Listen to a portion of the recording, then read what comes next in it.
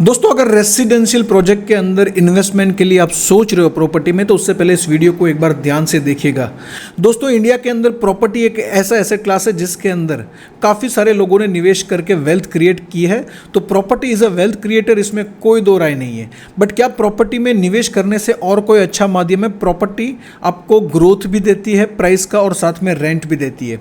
तो क्या mutual fund में या इक्विटी म्यूचुअल फंड में वो ताकत है कि लॉन्ग टर्म में प्रॉपर्टी वाला जो वैल्यूएशन है उसको बीट कर पाए? कई बार हम सुनते हैं कि मैंने प्रॉपर्टी लिया था 25 लाख का, उसका 1 करोड़ हो गया, 50 लाख का प्रॉपर्टी का 2 करोड़ हो गया, 60 लाख में लिया था डबल हो गया। क्या इतना रिटर्न कोई म्यूचुअल फंड दे सकता है? तो इस वीडियो के अंदर डिटेल के अंदर मैंने कैलकुलेशन दिया है, मेरा पर्सनल एक्सपीरियंस शेयर किया है। मैंने पर्सनल एक प्रॉपर्टी बाय की थी, उसके कंपैरिजन में म्यूचुअल फंड की एक स्कीम को लेके ट्राई किया एक छोटा सा कंपैरिजन करने की। वीडियो में बहुत ही अच्छा डिटेल कैलकुलेशन दिया है, वीडियो को ध्यान से देखिएगा। एक छोटी सी रिक्वेस्ट है दोस्तों, मेरे वीडियोस में मैं देख रहा हूँ काफ़ी सारे लोग आप एंजॉय कर रहे हो, वीडियोस देख रहे हो, बट आप में से अभी तक भी काफ़ी लोग ऐसे हैं जिन्होंने वीडियोस देखे हैं मगर सब्सक्राइब चैनल को नहीं किया है। तो आपको एक छोटा सा रिक्वेस्ट करूँगा, अगर आपको ये वीडियोस इन्फॉर्मेटिव लगते हैं, उससे लगता है कि आपके ज्ञान में कुछ अभिवृद्धि हो रही है, तो प्लीज़ चैनल को सब्सक्राइब ज़रूर करिएगा, वीडियो को लाइक करिएगा, कमेंट करिएगा और दोस्तों के साथ शेयर ज़रूर करिएगा। तो चलिए दोस्तों, बात करते हैं इस वीडियो में हम प्रॉपर्टी, खास करके residential property versus equity mutual fund. So दोस्तों, म्यूचुअल इंडिया के अंदर अगर देखो ना, तो प्रॉपर्टी एक ऐसी चीज़ है जो नो ब्रेनर गिनी जाती है। हर एक व्यक्ति का मैंने देखा है, मेरे भी फ्रेंड सर्कल में अगर मैं कहूँ, मेरे साथ जितने भी लोग मेरे साथ MBA कर रहे थे, उसमें से ज़्यादातर दोस्तों ने क्या किया, पहले अपना एक घर बनाया, बाद में जैसे पैसा होना इकट्ठा चालू हुआ, उन्होंने दूसरा एक फ्लैट ले लिया EMI पे और उसको रेंट पे चढ़ा दिया। और वो इन्वेस्टमेंट, प्रॉपर्टी का इन्वेस्टमेंट जो है वो लोगों को बहुत प्यारा है इंडिया में। क्यों? 2 फायदे हैं इसके। एक तो प्राइस तो उसका बढ़ता ही बढ़ता है इंडिया के अंदर, जिस तरीके से पॉपुलेशन बढ़ रहा है, प्रॉपर्टी के भाव तो बढ़ने ही वाले हैं। साथ में रेंट भी मिलता है, अगर आपने रेंट दे दिया तो रेंट का कंसिस्टेंट इनकम भी आएगा, और वो जो रेंट है आपको मिल रहा है दोस्तों, वो हर साल बढ़ता भी है। तो इसके साथ एक कंपैरिजन, मतलब आइडियली एक कंपैरिजन करने के लिए मैंने सोचा कि चलो म्यूचुअल फंड की मेरे जो पोर्टफोलियो में स्कीम्स है उसमें से कोई एक रैंडम स्कीम ले लेता हूँ और चेक करता हूँ कि कौन सी चीज़ ज़्यादा सही है। गलत कोई नहीं है, प्रॉपर्टी इक्विटी म्यूचुअल फंड ज़्यादा सही कौन सी है। तो मैं आपको मेरा एक प्रॉपर्टी का एग्जांपल दे रहा हूँ। मैंने एक प्रॉपर्टी लिया था 2010 में। 2010 में 16 अक्टूबर को एक अहमदाबाद में प्रॉपर्टी लिया था और जिसका प्राइस था वो था 60 लैक्स। 60 लैक्स का वो प्रॉपर्टी था, मैंने बाई किया और मैं मान के चलता हूँ कि 3% अगर मुझे रेंटल यील्ड मिलता, और I am sure all of you agree, India के अंदर यहाँ पे मैंने जो एज्यूम्ड रेंटल यील्ड लिया है वो है 3%, सालाना 3%। यानी कि मैंने जब फ्लैट लिया होगा तब मुझे 15,000 का रेंट मिलना चालू हुआ होता अगर मैंने रेंट पे चढ़ाया होता। मैंने रेंट पे नहीं, मैंने खुद के इन्वेस्टमेंट, मैंने खुद के रहने के लिए, कंजम्पशन के लिए लिया है। पर मुझे आज भी याद है उस टाइम पे जब मैंने फ्लैट बाई किया था, उस टाइम पे अगर सेम फ्लैट रेंट पे लेना होता तो 15-16 हज़ार में मिल रहा था। अब मैं एज्यूम कर रहा हूँ कि भाई ये रेंट जो है ना वो भी इंक्रीज़ होगा हर साल, तो 15 का 15 तो नहीं रहा, अगले साल मैं कहूँगा टेनेंट को भाई 5% बढ़ा दे। तो यहाँ पर मैंने एज्यूम्ड इंक्रीज इन रेंट लिखा है, वो लिखा है 5%, राइट। तो अगर 16 अक्टूबर 2010 से लेके अब तक मेरी प्रॉपर्टी रेंट पे रही होती, मतलब कभी भी खाली नहीं होती। वैसे ऐसा पॉसिबल नहीं है, रेंट की बात करें, प्रॉपर्टी की बात करें तो कई बार आपकी प्रॉपर्टी जो है वो खाली भी हो सकती है, वैकेंट भी रह सकती है, नया जब तक किराएदार नहीं मिलता है, कोई छोड़ के गया, खाली भी रह सकती है। बट यहाँ पे मैं एज्यूम कर रहा हूँ जिस दिन मैंने प्रॉपर्टी बाय किया और मेरे नसीब इतने अच्छे थे, मुझे एक टेनेंट मिल गया, 15,000 का रेंट दिया और हर साल मैं 5% रेंट बढ़ा रहा हूँ और अभी भी बढ़ रहा है। तो अब तक मुझे टोटल 38,24,743 743 रुपीज़ मिले होते, ये मुझे रेंट मिला होता। और अभी लास्ट मैंने देखा मेरी सोसाइटी में जो मेरा फ्लैट है, सिमिलर फ्लैट वैकेंट, मतलब बिना फर्नीचर के जो बिका, वो बिका 1,25,00,000 में। यानी कि अगर मेरे फ्लैट में भी मैं फर्नीचर को अगर साइड कर दूँ तो ब्लैंक फ्लैट मुझे अगर बेचना होता तो मैं 1,25,00,000 में बेच पाता। यानी कि आज अगर मैं 1,25,00,000 में बेच दूंगा तो मेरा प्रॉफिट होगा 1 करोड़। तो 60 लाख की प्रॉपर्टी पे 1 करोड़ का प्रॉफिट, राइट। तो मैंने सोचा कि यही चीज़ मान लीजिए कि मैंने म्यूचुअल फंड में किया होता 60 लाख रुपए का रोकान इन्वेस्टमेंट, राइट। और म्यूचुअल फंड में दोस्तों आपको पता ही है कि रेंट जैसे आप प्रॉपर्टी में लेते हो, म्यूचुअल फंड के अंदर आपको अगर रेगुलर इनकम चाहिए तो आपके पास ऑप्शन है और वो है SWP, सिस्टमेटिक विड्रॉल प्लान। तो मान लीजिए मैंने 60 लाख इन्वेस्ट किया होता और फॉर्म भर के दे दिया होता म्यूचुअल फंड की कंपनी को कि मुझे 15,000 रुपये हर महीने SWP चाहिए, तो हर महीने 15,000 रुपये निकल जाते मेरे। 1 साल के बाद मैं कहता हूँ कि अब मुझे विड्रॉल बढ़ाना है, तो नया फॉर्म भर देता है SWP का, 5% से मेरा SWP बढ़ा देता, सिस्टमेटिक विड्रॉल प्लान। तो सिस्टमेटिक विड्रॉल प्लान काम कैसे करता है वो आप में से अगर किसी को समझ में डिटेल में समझना है तो यहाँ पे मैंने कैलकुलेशन लिया हुआ है। मैं ये कैलकुलेशन आपको दिखाने जा रहा हूँ। फंड का नाम मत पूछिएगा, फंड का नाम जो है वो मैंने ब्लैंक कर दिया है। ये एक रियल फंड का NAV है, बट मैं यहाँ पे इसलिए फंड का नाम नहीं दिख रहा हूँ because I am not a investment adviser. मेरा कोई ये उद्देश्य नहीं है कि मैं आपको बताऊँ कि ये स्कीम अच्छी है नहीं है। ये large and mid cap category के मेरे 4-5 फेवरेट फंड थे, उसमें से एक मैंने उठा लिया जिसका रिटर्न एवरेज था, बहुत टॉप वाला भी नहीं, बॉटम वाला भी नहीं। अब उसका एक्चुअल NAV देखिए, जैसे कि 16 अक्टूबर को शायद मार्केट बंद होगा, इसलिए 18 अक्टूबर का हमने NAV ले लिया। 60 लाख रुपए अगर मैंने वहाँ पे इन्वेस्ट किए होते तो 60 लाख रुपए के सामने मुझे यूनिट्स मिलते, 60 लाख डिवाइडेड बाय उस दिन का NAV था 34 रुपये 94 पैसे। तो अगर 34 रुपये 94 पैसे है और मैं 60 लाख इन्वेस्ट कर रहा हूँ तो मुझे यूनिट्स कितने मिलेंगे म्यूचुअल फंड के? 1,71,722। अब पहले महीने तो मैं कुछ विड्रॉ शुरुआत में तो कर नहीं रहा हूँ, एंड में कर रहा हूँ। पहले महीने का एंड यानी कि दूसरे महीने की शुरुआत में मैंने 15,000 का विड्रॉल चालू किया थ्रू SWP। SWP यानी कि क्या होगा? ये मेरा इनकम नहीं है, ये मेरा डिविडेंड भी नहीं है, ये मेरा प्रॉफिट भी नहीं है। इससे पहले मैंने SWP पे 2 से 3 अलग अलग वीडियो बनाए कैसे SWP से रेगुलर मंथली इनकम जनरेट किया जा सकता है, राइट। उसका लिंक मैं दे दूंगा आपको नोट्स में, आप देख लीजिएगा। तो उसमें भी समझाया, यहाँ पे मैं आपको एक्चुअल NAV के साथ दिखा रहा हूँ। अब दूसरे महीने ये फंड की NAV घट गई, यानी कि मार्केट कम हुआ होगा तो इसकी NAV घट गई, बट मैंने SWP किया तो 15,000 का विड्रॉल तो होना ही हो। तो वो विड्रॉल कैसे होता है? वो विड्रॉल होता है 15,000 डिवाइडेड बाय NAV 34 रुपये 80 पैसे, यानी कि मुझे 431.0344 यूनिट्स बेचने पड़ेंगे, राइट। 431.0345 या 44 यूनिट्स मुझे बेचने पड़ेंगे। तो अब देखिए मेरे पास जो यूनिट थे कितने थे? 1,71,000 यूनिट थे। उसमें से मैंने क्या किया, उसमें से मैंने ये माइनस कर दिया। मेरे पास 1,71,000 यूनिट पड़े थे, उसमें से मैंने 431 यूनिट जो बेचे उतने कम हो गए। मतलब अब मेरे स्टेटमेंट में कितने बचे? 1,71,291 यूनिट बचे, राइट। वैसे दूसरे महीने देखिए मैंने 15,000 विड्रॉ किया, दूसरे महीने NAV वापस और कम हो गई थी। तो देखिए NAV घटती जा रही है, यानी कि मेरा नुकसान हो रहा है। मैंने जो इन्वेस्टमेंट किया था उसमें नुकसान हो रहा है, फिर भी मैं पैसा विड्रॉ कर रहा हूँ। पहले 6 महीने के 6, देखिए कहाँ तक, बहुत लंबे समय तक, लाइक 34 का NAV 34 आते आते तो मतलब बहुत टाइम लग गया। तो देखिए मैं करीबन 25 महीने यानी कि 2 साल तक पैसा विड्रॉ कर रहा हूँ। और वो भी कैसे? पहले 1 साल तक 15,000 का SWP किया। अब रेंट होता तो मैं क्या करता? दूसरे साल टेनेंट को बोलता 5% से तो बढ़ाना पड़ेगा। तो ये 15,000 वाला जो रेंट था, जैसे ही 12 महीने खत्म हुए, मैंने मान लीजिए टेनेंट को जैसे 5% रेंट बढ़ाने के लिए कहा था, मैंने SWP 5% से बढ़ा दिया, 15,000 की जगह पे 15,750। मैं विड्रॉ करता ही जा रहा हूँ, करता ही जा रहा हूँ, करता ही जा रहा हूँ, करता ही जा रहा हूँ। अब देखिए मेरी, अगर मैं आपको कहूँ तो मैं यहाँ पे एक कॉलम ऐड कर देता हूँ, फंड वैल्यू। तो फंड वैल्यू का मतलब क्या है? आपके नंबर ऑफ यूनिट्स जो बचे हैं वो और NAV।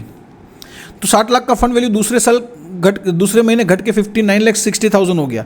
अब ऐसे अगर आप देखोगे तो करीबन 24 महीने तक मैं पैसा विड्रॉ करता रहा और मेरा पैसा कम होते होते करीबन 51 लाख हो गया। यानी कि ये मेरा प्रॉफिट नहीं है, ये ऑलमोस्ट मैंने अपनी जेब में से निकाला और भी नुकसान हुआ। तो मार्केट भी मेरे पोर्टफोलियो को गिरा रहा है और मेरा मैं विड्रॉ कर रहा हूँ, उसकी वजह से भी मेरा पोर्टफोलियो का वैल्यू जो है वो नीचे जा रहा है। तो ये मैं करता रहा। अब मार्केट के अंदर आपने देखा है कि करेक्शन तो आते रहते हैं, correction is temporary, growth is permanent. तो ये गिरावट जो है वो हमेशा के लिए तो रहने वाली नहीं है। फिर एक टाइम ऐसा भी आया जब मार्केट बढ़ना चालू हुआ तो ये बढ़ता भी गया। मैंने ये कंटिन्यू रखा। हर एक साल के बाद मैं क्या कर रहा था कि ये SWP का अमाउंट 5% से बढ़ाता था। यानी कि तीसरे साल मैंने 16,538 रुपये विड्रॉ करना चालू किए, क्योंकि अगर रेंट होता तो मैं 5% बढ़ा देता।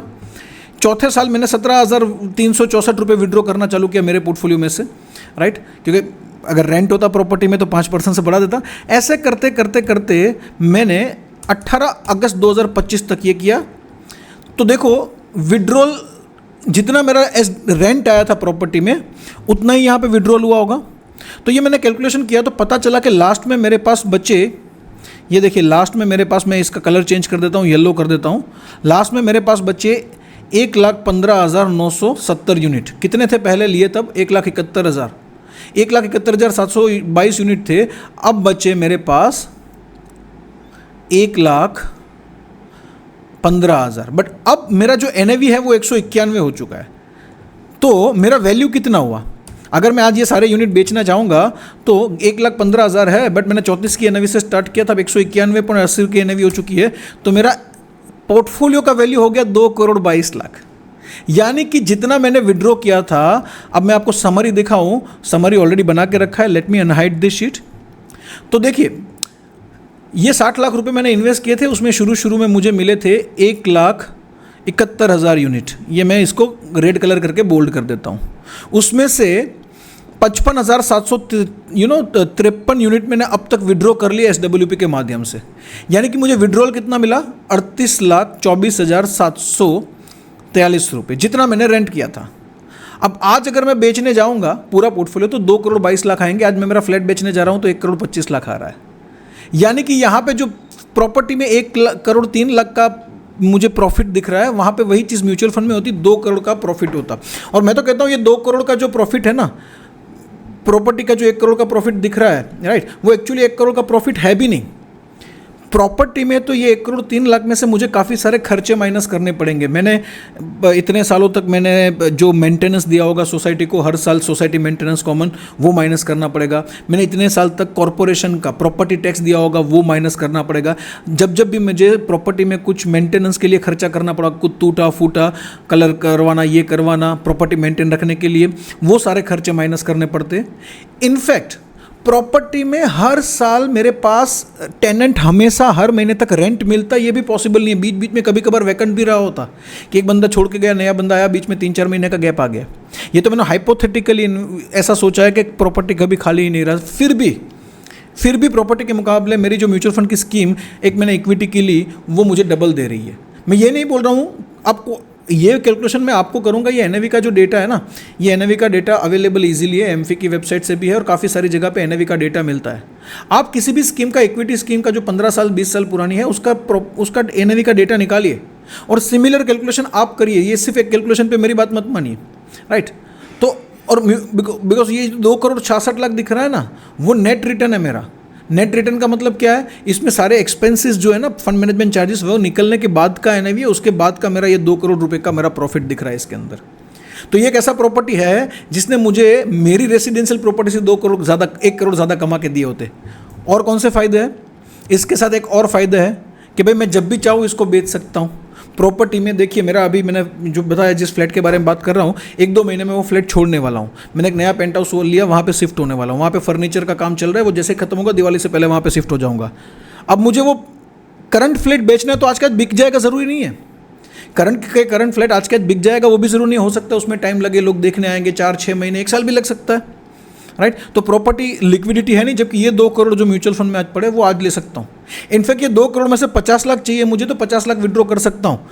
जैसे रिडम्पशन करूंगा 2 वर्किंग डे में पैसे 3 वर्किंग डे में मेरे अकाउंट में आ जाएंगे। जबकि अगर मुझे प्रॉपर्टी में से मान लीजिए मुझे बेचना नहीं है, सिर्फ 25 लाख की ज़रूरत है, तो मैं ये तो नहीं कह सकता हूँ मेरा 3 BHK उसमें से किचन या मैं बेडरूम बेच देता हूँ, चलो बाकी का मेरे पास रखता हूँ।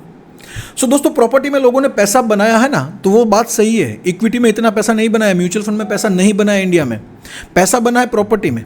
बट इसके पीछे का रीज़न मेजर क्या है कि लोगों ने जब भी प्रॉपर्टी में निवेश किया, एक बड़ी रकम 25 लाख, 50 लाख, 60 लाख, 1 करोड़ ये इन्वेस्ट किया, और उसको इन्वेस्ट करने के बाद 10 साल, 15 साल, 20 साल तक भूल गए। प्रॉपर्टी का डेली NAV नहीं आता है ना, इसलिए ये पॉसिबल है। आप देखते नहीं हो डेली, बट जैसे ही म्यूचुअल फंड में इन्वेस्ट कर दो, दूसरे दिन से NAV, अरे यार मैंने इन्वेस्ट किया था 60 लाख का 50 लाख हो गया, अरे यार ये तो खराब है, निकल जाता हूँ, और बटन दबाया, पैसे वापस आ गए। उस चक्कर में पैसे नहीं बनते। बट जो डिसिप्लिन, जो समय, हाँ, इंडिया में लोगों ने जो डिसिप्लिन और जो समय इंडिया में लोगों ने प्रॉपर्टी को दिया है, वो डिसिप्लिन और वो समय लोग अगर म्यूचुअल फंड को, इक्विटी फंड को देना चालू करे, तो मुझे लगता है कि काफ़ी ज़्यादा वेल्थ, काफ़ी ज़्यादा कन्वीनियंस के साथ बन सकती है। मेरी बनी है। आपको करना चाहिए, नहीं करना चाहिए, ये सजेशन मैं नहीं दे रहा हूँ। आपका फाइनेंशियल प्रोफाइल क्या है, रिस्क प्रोफाइल क्या है, ये मुझे पता नहीं है। Definitely you should check your risk profiling first. You should take the help of mutual fund distributor और फाइनेंशियल एडवाइजर टू सी कि कौन सा स्कीम आपके लिए सही रहेगा, नहीं रहेगा। बट मुझे इतना समझ में आता है कि मेरा पर्सनल फेवरेट जो है ना, वो इक्विटी म्यूचुअल फंड है प्रॉपर्टी के मुकाबले। लॉन्ग टर्म अगर 10 साल, 15 साल, 20 साल भूलने के लिए तैयार हूँ, तो मुझे पता है कि इक्विटी मुझे काफ़ी फ्लेक्सिबिलिटी के साथ काफ़ी ज़्यादा कमा के दे सकता है। प्रॉपर्टी में प्रॉफिट बड़ा दिखता है बिकॉज इन्वेस्टमेंट बड़ा है और लंबे समय तक भूल जाते हो, जबकि म्यूचुअल फंड में 1-1.5 साल के अंदर पैसा निकाल लेते हो, इसलिए प्रॉफिट बनता नहीं है। सो दोस्तों, ये मेरा वर्डिक्ट है कि मुझे पर्सनली रहने के लिए बड़ा घर खरीदना, मकान खरीदना ये पसंद है, तो घर रहना है, यूज़ करना है, तो वो कमोडिटी के पॉइंट ऑफ व्यू से, यूसेज के पॉइंट ऑफ व्यू से ले रहा हूँ, तो मैं वहाँ पे कैलकुलेशन नहीं करता हूँ। बिकॉज अल्टीमेटली पैसे क्यों कमा रहे हैं? पैसे इसलिए कमा रहे हैं बिकॉज के हमें हमारी फैमिली को कुछ देना है, हमारे कुछ सपने हैं, लाइफस्टाइल चाहिए, उसके लिए। तो वो लाइफस्टाइल के लिए मैंने आज पेंट हाउस लिया, तो वहाँ पे मैं कैलकुलेशन भी नहीं करूँगा। बट जब मैं इन्वेस्टमेंट की बात करूँगा, और लोग मुझे पूछते हैं कि जिगर भाई ये करंट फ्लैट है, वो तो आसानी से रेंट पे चला जाएगा, तो रेंट पे लगा दोगे ना, तो आपका इन्वेस्टमेंट हो गया। मैंने बोला नहीं, जैसे ही नए फ्लैट में जाऊँगा ये वाला बेच दूंगा। क्यों? बिकॉज रहने के लिए रेसिडेंशियल प्रॉपर्टी ठीक है, बट इन्वेस्टमेंट के लिए मुझे समझ में नहीं आता। मुझे तो ऐसी इन्वेस्टमेंट चाहिए जो फाइनेंशियल हो, जब भी पैसा चाहिए मिल जाए, लिक्विडिटी हो, कन्वीनियंस हो, और वो मैं इक्विटी म्यूचुअल फंड में देखता हूँ। सो दोस्तों, एक छोटा सा वीडियो था एक इन्वेस्टर एजुकेशन के पॉइंट ऑफ व्यू से।